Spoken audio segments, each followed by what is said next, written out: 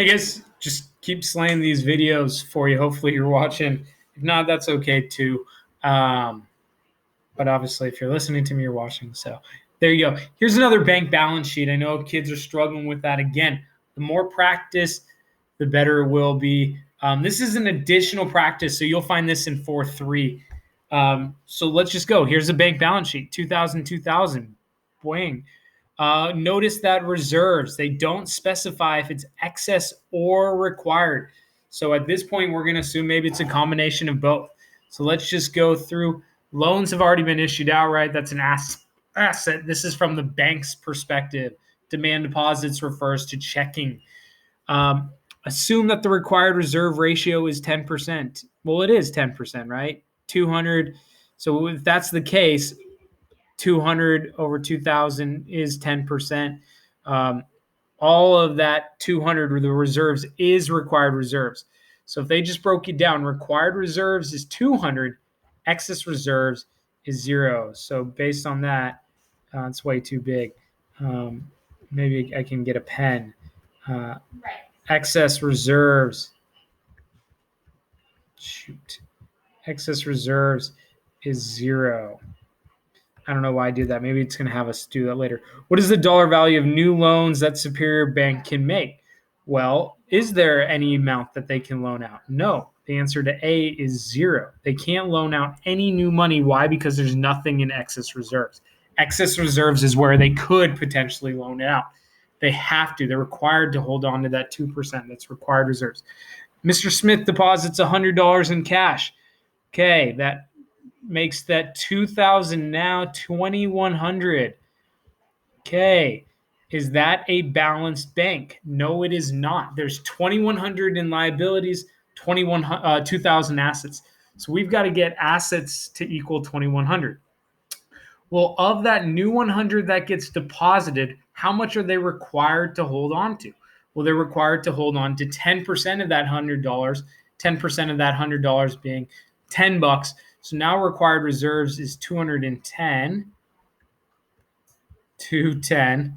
Where does that extra 90 go? That's going to go into excess reserves. So excess reserves has increased $90.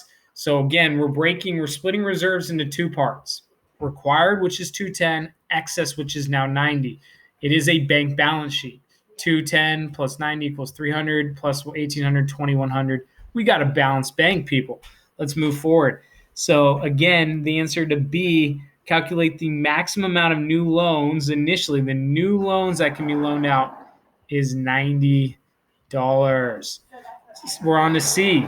As a result of Mr. Smith's $100 cash deposit, calculate the maximum change over time in each of the following.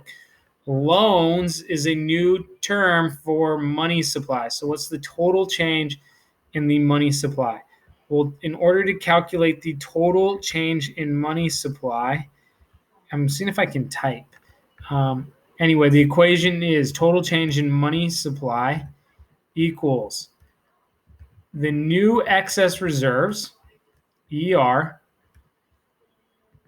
times the multiplier. The multiplier is 1 over the required reserves, 1 over 0.1 is 10. So again, the money supply, the new excess reserves is 90 times 10. The answer to BI is going to be $900. In total, as throughout the economy, the total change, there's going to be 900 new dollars that is loaned out as a result of that initial deposit, right? Well, what's the total change in demand deposits? Well, the total change in demand deposits is that first initial deposit. So that first deposit that Mr. Smith did, plus excess reserves, ER, times the multiplier, 1 over 0.1. You'll notice it's a little sloppy. This equals this. So essentially, your demand deposits is just that new $100 that gets deposited, $100, plus the $900. The total change in demand deposits, because you got to initially count that new money that is deposited, right? It changes that $100 right away initially. So the new change, the answer to CII, is $1,000. As a result of Mr. Smith's, we're on D. As a result of Mr. Smith's $100 cash deposit, calculate the maximum change over time in the money supply. We did. It's right here. So there you go. So there's over time in each of the following. Yeah.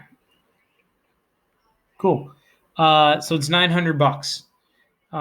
Provide one reason why the actual change in money supply can be smaller than the maximum change you identified in part D. So why might there actually not be $900?